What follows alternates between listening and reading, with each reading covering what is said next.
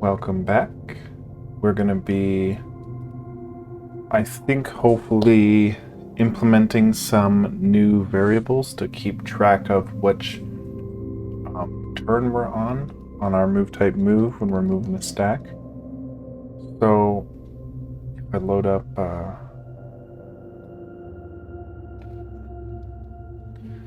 I had this idea to put this video of my older stuff kind of on screen there. I just don't want it to be covering up the new stuff, so just kind of shrink it down so it doesn't get in the way here.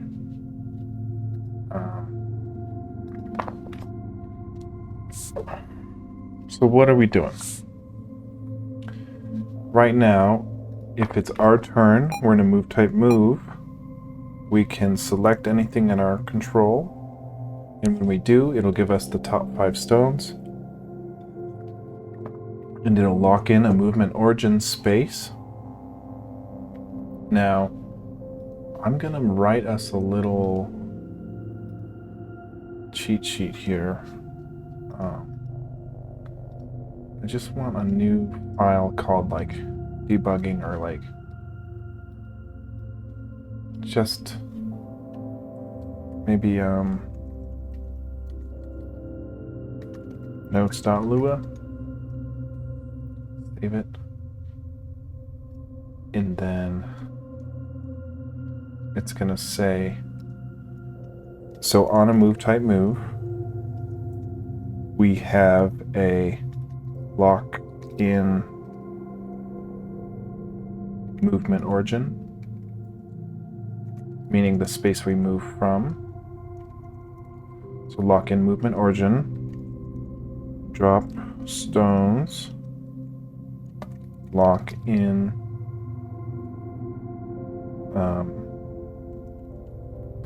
first move. What do we call that? What do we call that in our play state here?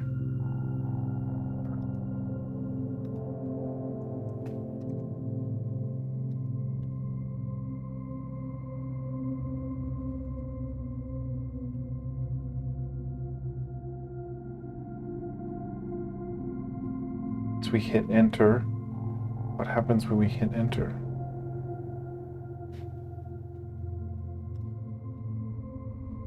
We hit enter, stones in hand locked.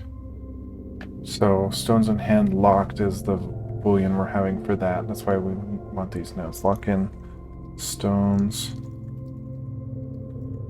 in hand locked. Then we need to render legal moves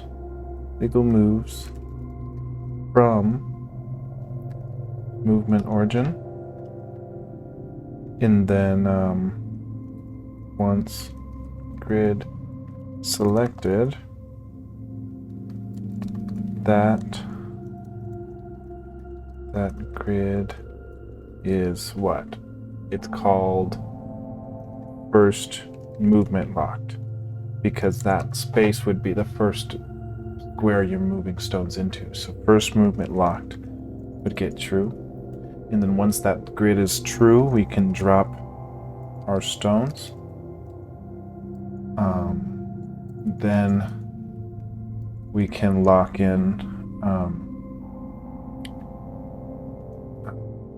then we would render legal move from first movement locked with direction locked.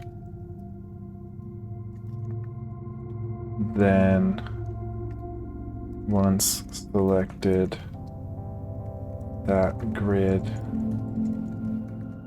is second movement locked. So in this scenario, well, if we wanted to affect the most spaces, we would pick up 5, or we would pick up 4 and drop 1 in the next one. We could pick up 4, drop 1 here. If this was a stack of 5, for example, I would pick up 5 and I would drop 1 here, I would drop 1 here, I drop 1 here, I drop 1 here, and I drop 1 here. So this would be movement origin. This would be first movement locked, second movement locked, third movement locked, fourth movement locked. So on a 5x5, we can't have more than a fourth movement locked. Just put here.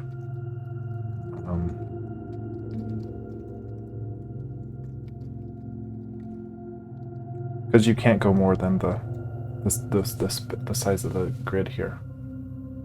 So right now we've got our locked in movement origin, we've got in our drop stones, we've got in our lock-in stones and hand locked. I guess it would be, so if the hand lock gets true, then we would render legal moves from that origin, movement origin, which we're also doing. Then we need to do this. Once grid is selected, that grid becomes first movement locked. Then we need to be able to drop stones again. And then there's more nuance to this where it's like, it would have to be something like renders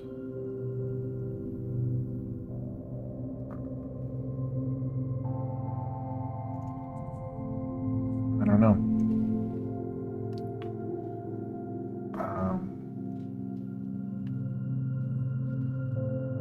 The other things we need to do is to check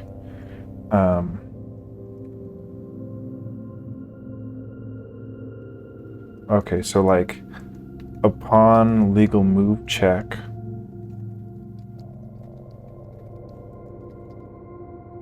we need to check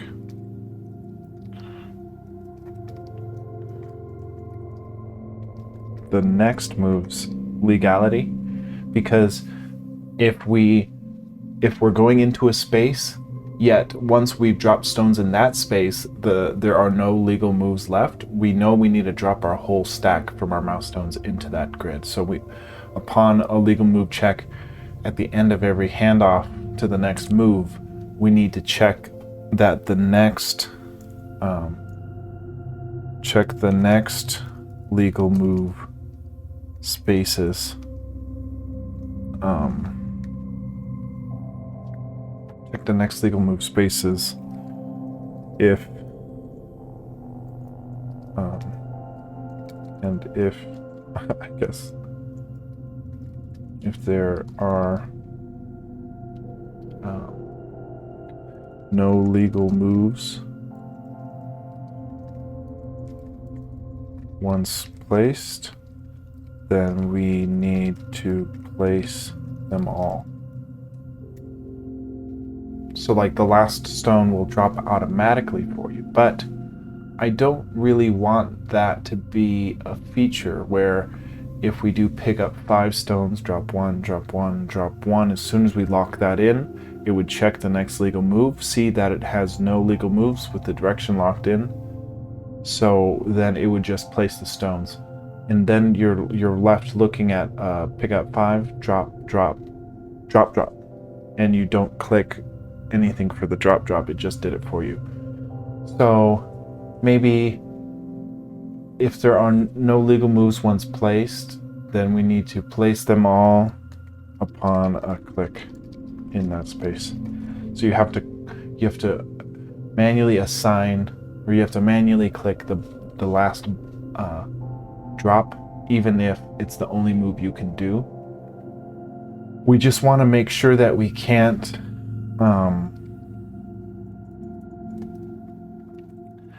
ensure you can't lock in.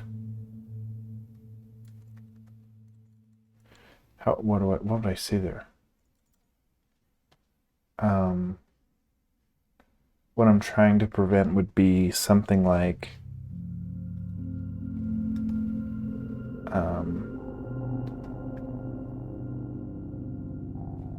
a move, let's say on our first movement, let's say we were going to place a stone here, yet there's a capstone and a standing stone here, yet we have 3 moves, three stones in our mouse stone, even after we've dropped 1 here, then it would say we want to, we'd have to just allow us to drop as many stones as we can into the grid until it's legal. So yeah, if there's no legal moves, we just have to make sure that you can't advance to the next turn unless there's 0 occupants in our mouse stone. That's what we'd have to say. Something like that.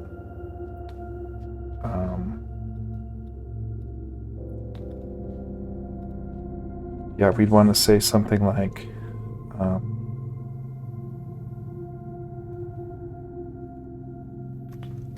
upon pressing enter, see if there are any legal moves left. What do we say for that? See if there are any limitations in movement once locked. And if so, enter will only advance the player when mouse stones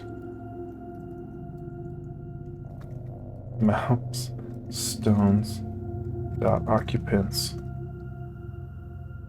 are empty. Something like that. Just a pseudocode.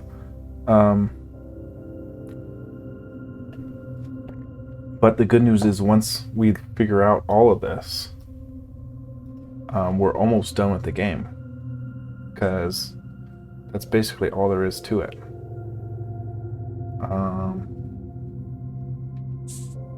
So yeah, we've got a little outline for us.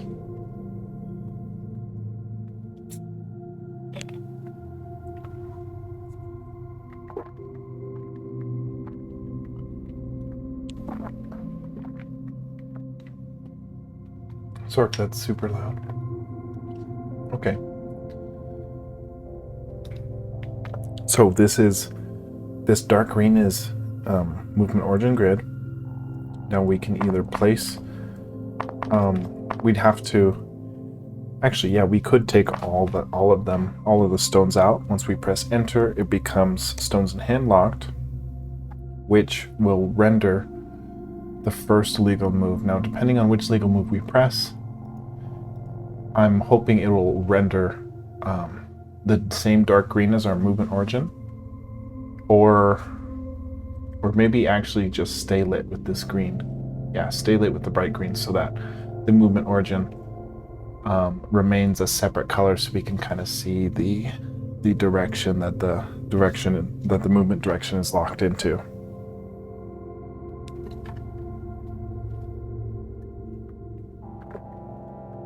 Okay, so right now, pressing in a legal move when our hands are when our stones in hand locked is true, doesn't do anything, but we need it to lock in first movement locked, put it in the grid, render it that bright green, then allow us to drop stones in that very grid. So that shouldn't be too hard to add.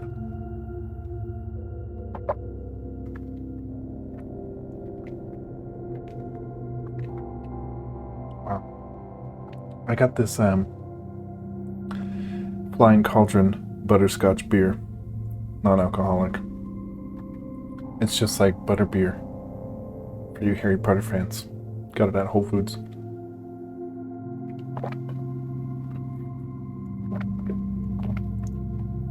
It's hitting the spot tonight.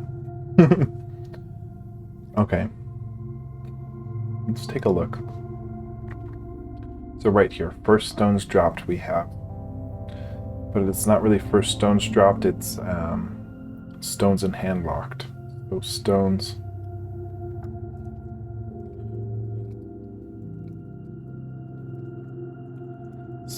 in hand locked, because this allows us to drop stones in movement grid in order to lock in our stones in hand locked, which once we hit enter, our stones in hand locked gets true. We update our stack control for that movement origin space. That sounds right. So now we would need, just like how we had this, if it's a move type, move and movement origin locked. So I guess we would keep movement origin locked, true, then we would say if stones and hand locked, if move type is move and we're stones and hand locked,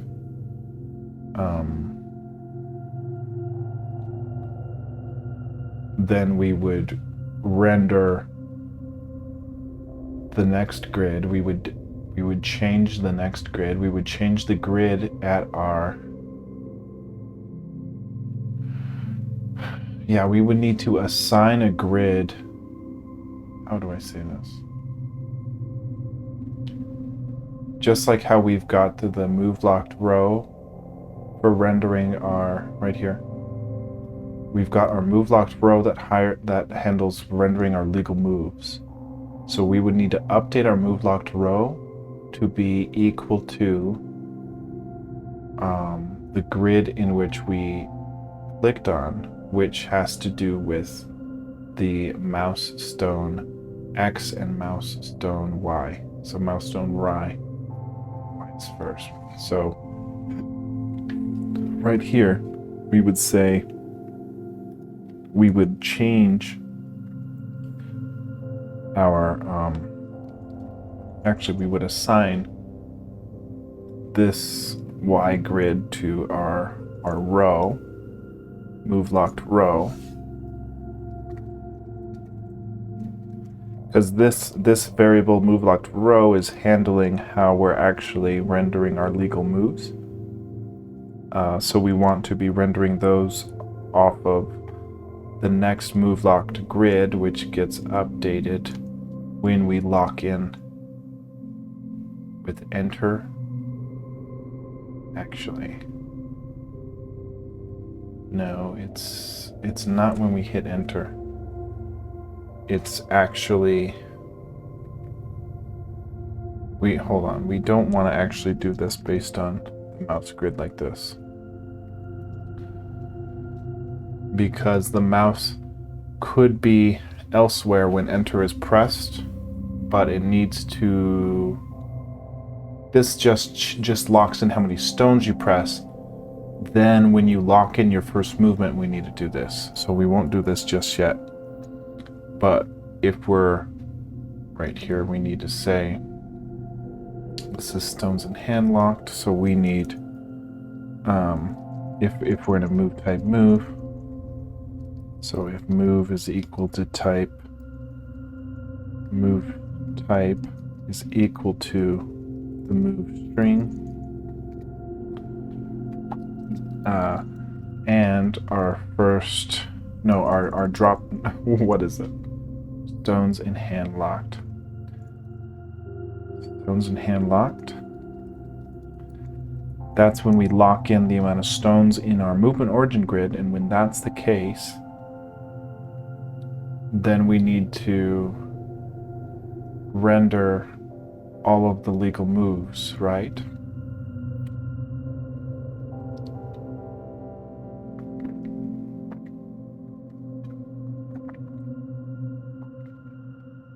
Yeah, we're doing that. If stones and hand locked,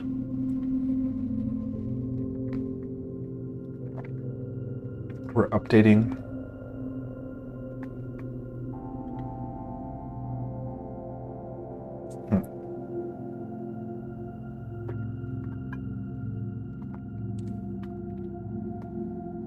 yeah, when do we assign this move locked row?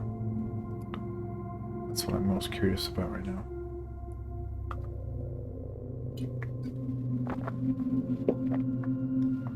Right here. So yeah, this is exactly what, let me see if that's exactly what I typed. Yep. We might want to put that in a function just because it's something we're going to have to repeat. And I'm already seeing a repeat of it up here too.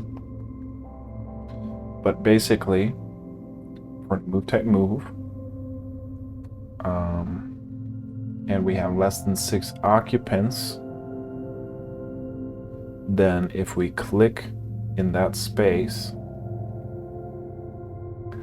we will lock in the row. So this would be, yeah, this is our movement origin locked. Yeah, movement origin locked logic. So once we lock in our movement origin locked, we give our move locked row and move locked column the mouse position, just like how we need to do that when we swap over to, once we lock in, not our movement origin locked, but it's like when you select the first movement grid. Yeah. So we need to do something like that where we have first movement grid. That's exactly what I want. We haven't used this anywhere, I don't think. No, but that's what we need to do. So first movement grid locked. Upon our, if it's a move type move, and if we have our stones in hand locked, meaning we already locked how many positions are dropped in our movement origin, then if we want, if our button is pressed, see, and this is in our key detection function, so we don't actually want that in here, because this is actually, oh no, it ends here. Yeah, our click detection ends there. Okay, that's okay. So this is outside of click detection. If it's a move type move and movement origin locked, then we drop our stones. But if it's stones in hand locked, then we need to select our, this is a little different.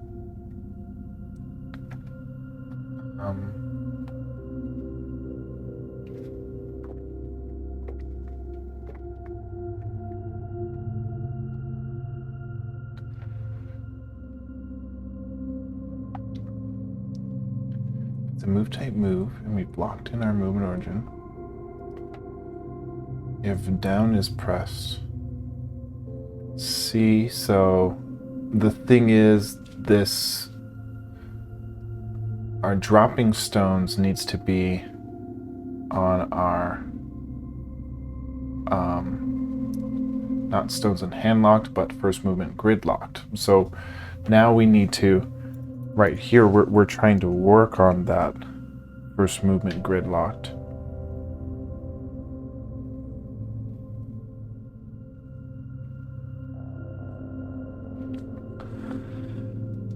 If we select anything that's a legal move. So how do we'd have to search our click detection just like this, where we say if the button is 1 and the grid is not nil, and it's a move type move, then if it's a legal move, then we need to lock in, not our movement origin locked, but our first movement grid locked. And then we would need to update our locked row. Then we would need to update our stack control on our movement grid. Actually, no, we on our new grid, we would.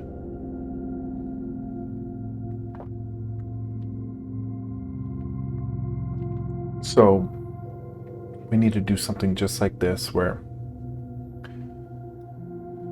we're doing our mouse detection button.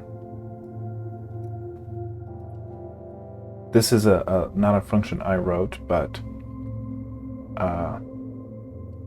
button 1 would be a left click. So basically we're just saying that if button is 1, that means we left click in a spot, and then we need to check against the mouse grid whether or not if it was placed in a legal move. So right here, if it's a move type move and stones in hand are locked, then we need to check for clicking, and we need something like the if legal move, right? Yeah. So like the if move type is move and it's a legal move and not movement origin locked. Do that different.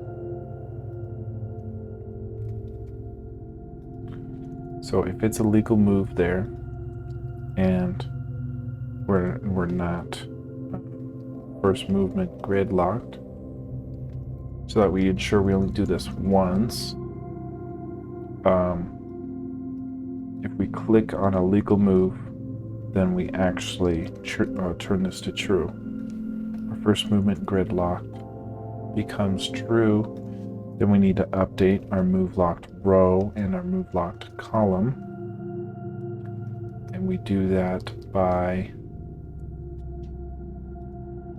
just assigning the new mouse X grid and mouse Y grid. It's Y grid is row, X grid is column.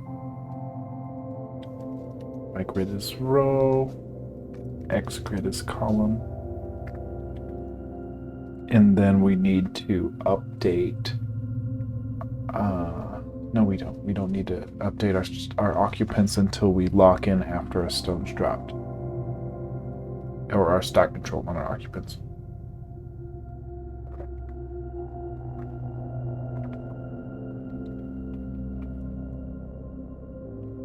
But something like this.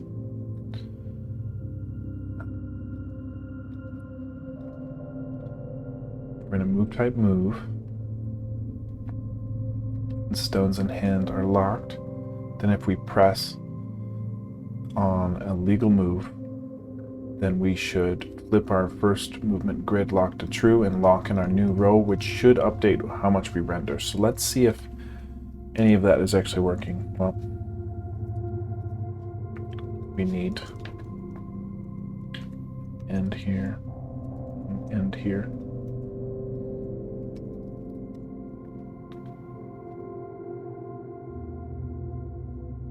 Okay, so we click on us, we drop a stone, we lock it in so stones locked in hand gets true, we render any legal move. Now when we click on either one of these, I'm hoping it will render new legal moves after it, which it does.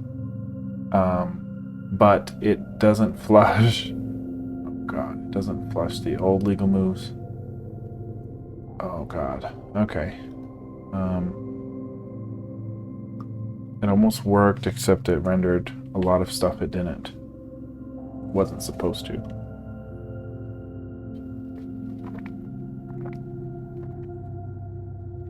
I want to take a look at our members. Now, if it's a... Where is the... Actually, not our members and our occupants, our selection highlight. A selection highlight, that's the bright green one. That's the one. No. That's the bright red one. The legal move highlights the bright green one. So,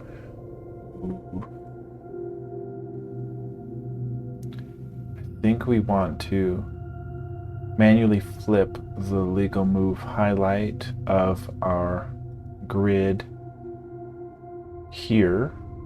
The grid that we clicked on, we would want to its legal move highlight to be set to true. So we say grid at mouse Y grid, mouse X grid.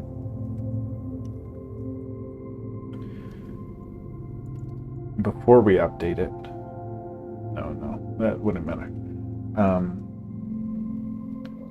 We say our grid there, our grid's legal move highlight just gets set to true. See, but the way that's rendering, I don't think that'll fix it. I think it'll still flash. Oh god.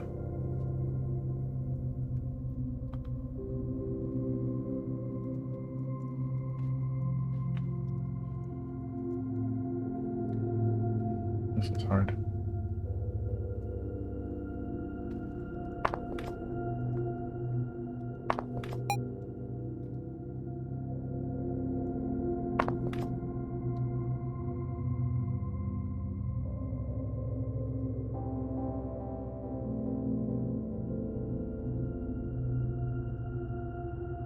See, so it thinks that these are legal moves. And I'm not sure why. Because I thought legal moves, well, actually, it goes through. When do we flush legal moves? Oh, here. We flush it. We flush it if we're not stones in hand locked.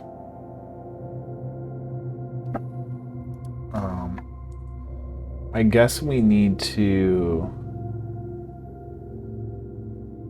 Oh god, yeah. We need to falsify our legal moves once again.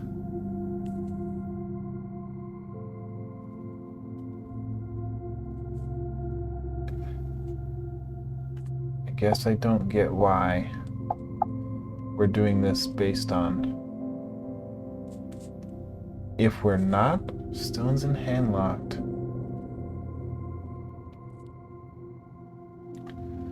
Then we want to falsify all legal moves.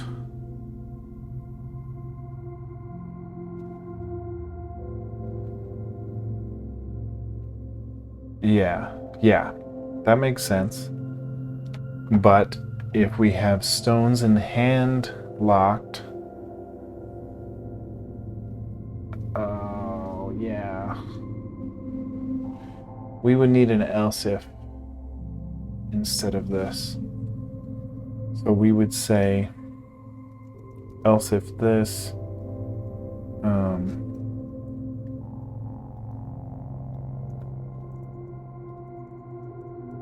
else if movement origin is locked and stones in hand locked. We can just say else if stones in hand locked. Then we want to falsify any what?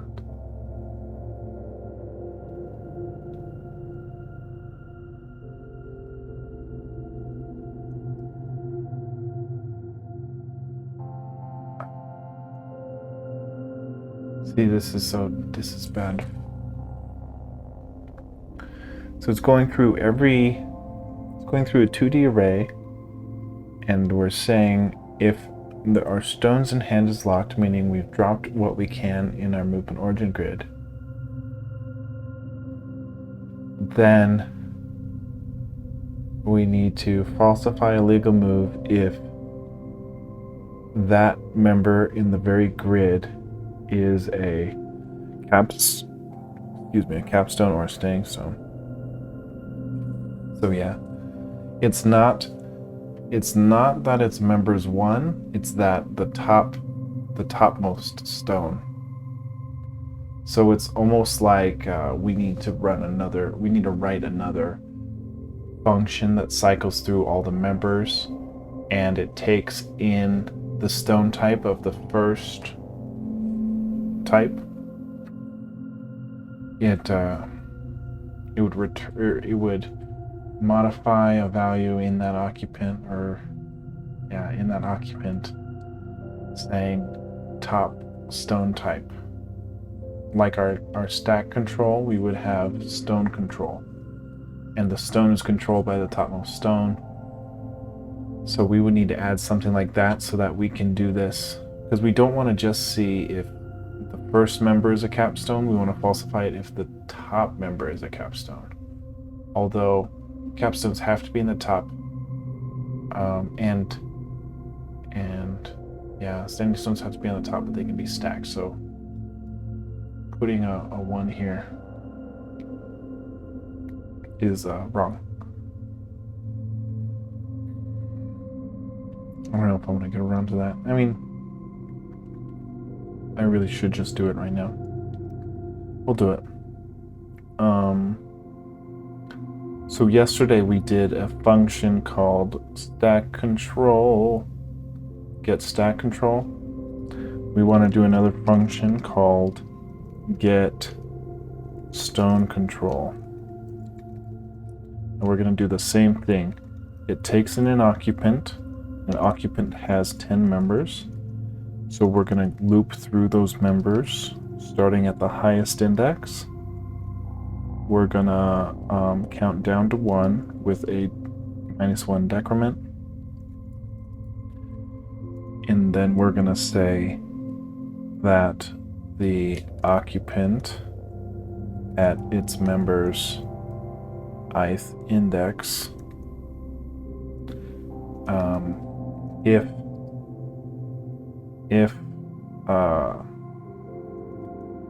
if that very occupant's member's stone type does not equal nil,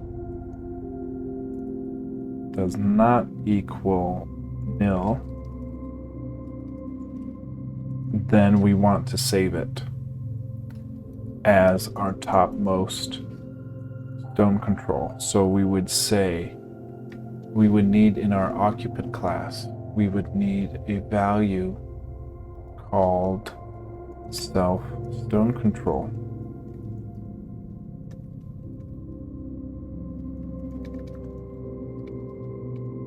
We initialize it to nil, but here on our function, if the top member's stone type does not equal nil, then we save into our stone control variable the very occupant at ith member's stone type.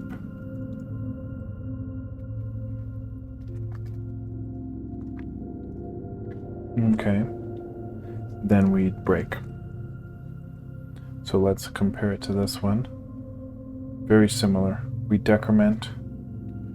We're checking the occupant's ith stone type, and if it's not equal to nil, then we're assigning that field to be equal to its very non-nil figure. So it's a very similar function to get stack control, except instead of getting the stack color, we're getting the stone type.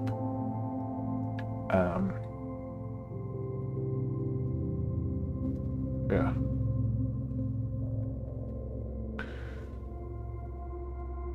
And I'm calling it stone control because it's like the stone at the top of the stack. You know, stone control is just a nice way of saying that, I guess. But we wrote that function. Now we can say get stone control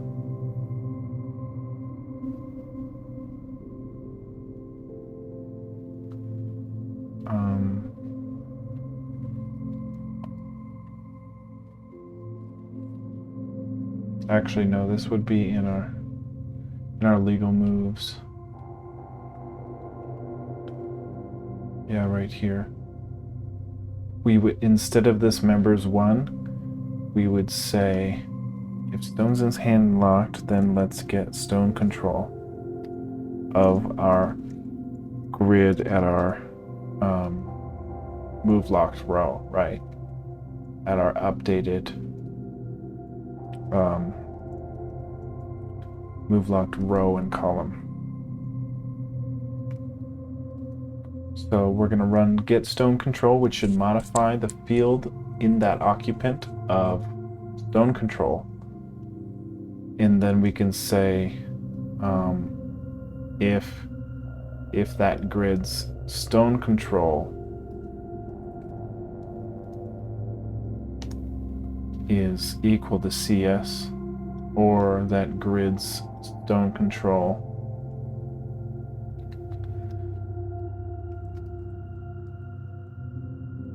is equal to a standing stone, then it is no longer a legal move.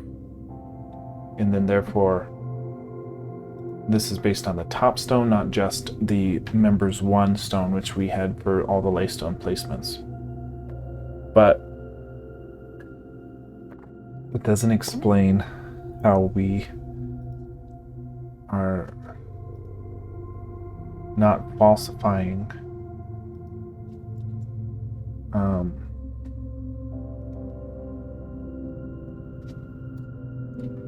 our legal moves based on where our mouse position's at, because we're only falsifying it if our stones in hand is not locked.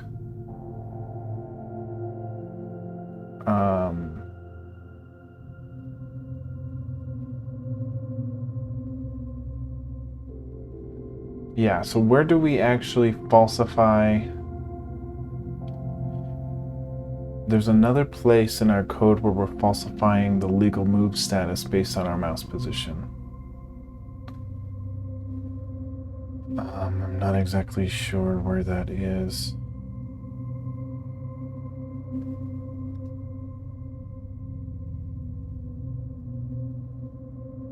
But we need to make sure that's where it's going to allow us to actually flush those non-legal moves.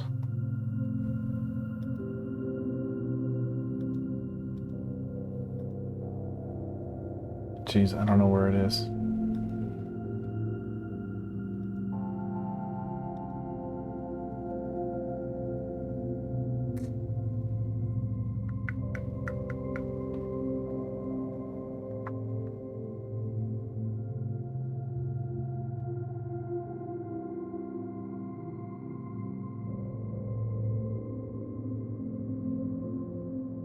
Oh God, I don't know where it is. I'm looking for, there's a specific place in my code that I'm doing we're rendering the light green highlight if it's a legal move and our mouse is over it. And then when we're not over it, it stops rendering it. So it only renders legal move when your mouse is over it. It's not exactly this. Because that's just doing the legal move, but not the legal move highlight. Here, this is it. Oh God. So yeah, we need to...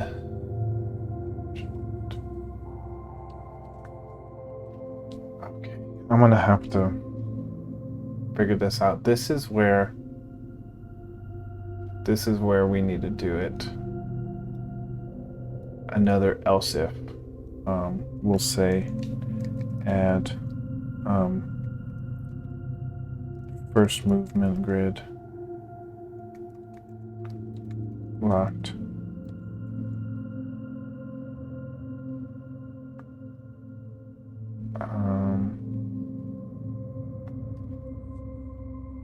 Jeez. It's really confusing because we did it a different way. We did it based on stack control when our movement origin is not locked, which makes sense because that's what determines whether or not it's a legal move or not. So yeah, maybe it's not here, but gosh, I don't know. I don't know how to even conceptualize this. I think that is it. I think that's what's flushing it. So we're saying if the grid is... If our mouse is in a legal move, we legal move highlight it. And if it's outside of our mouse, we change that grids to not render it. So we just need to flush our legal moves upon a move order reassignment. Jeez. Where when we lock in our new move locked row, we need to flush those values.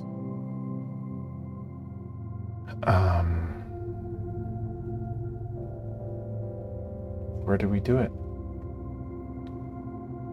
Right here. Falsifying legal moves. Yeah, we need to do it here. We need to falsify any legal move. Ugh, I don't know how to do it. I don't know how to do it right now.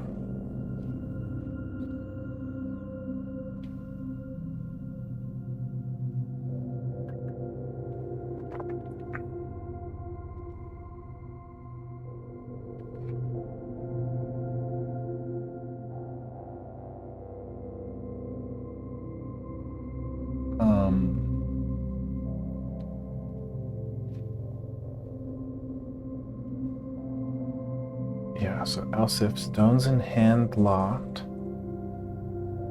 then we're going to falsify any grid whose... Yeah, it can't be a legal move if that grid has a capstone or standing stone in it. That makes sense to me. But we need to...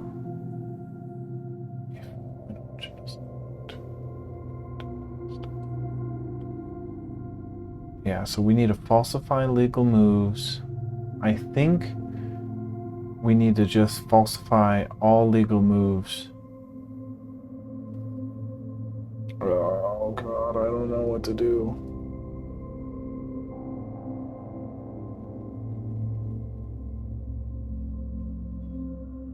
It's like we need a function to falsify every legal move in the grid, and as soon as we place a stone in a first movement grid, we need to falsify everything in the grid, and then we need to repopulate the legal moves with a new direction that is based on our current direction that we locked in our first movement. Jeez. So yeah, we need to... I don't even know what to say. We need to do something where we say... Oh... We need to say...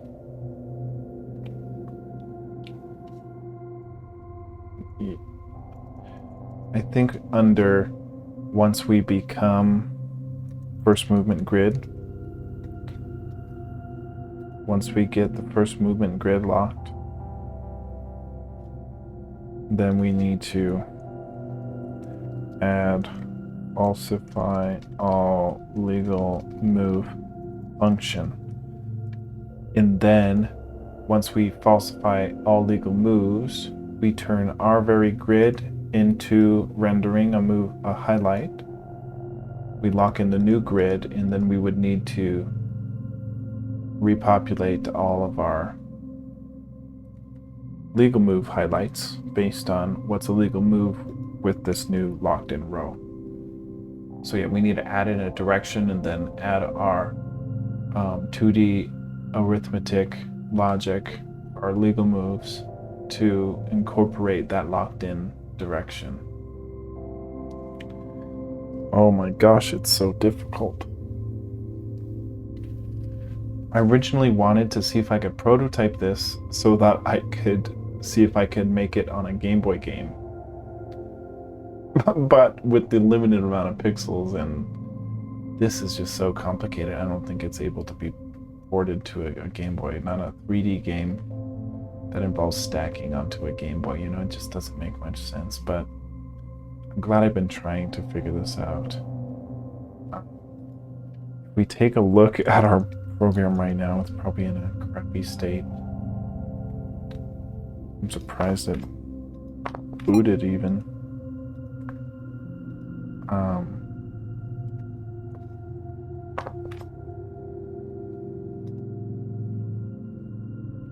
So the only thing that changes right now is that we add these new legal moves, which isn't true. I mean, it's like this should not be a legal move anymore, and this one shouldn't be. And then this one should be rendering gray.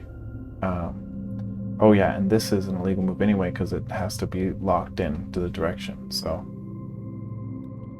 we have to figure that out. It's just a complicated program, and I didn't do it in the best way. So I'm just trying to figure out all the limitations of how I built it.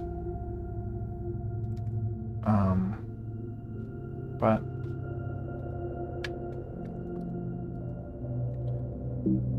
I'm gonna commit swap with a message saying started adding first movement grid locked logic.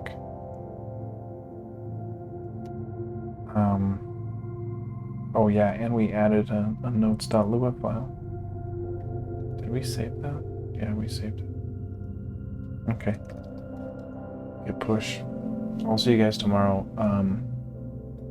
We'll actually implement... Well, actually, no. We implemented it today, the skid stone control. But we need to do another thing, which is we need to write a new function that voids all legal moves, and then we repopulate our new legal moves based on our locked-in direction if our first movement grid is locked. Because then we know which direction we have to move. Then we check if it's a capstone or a standing stone. And if not, then we can carry stones into the next stack.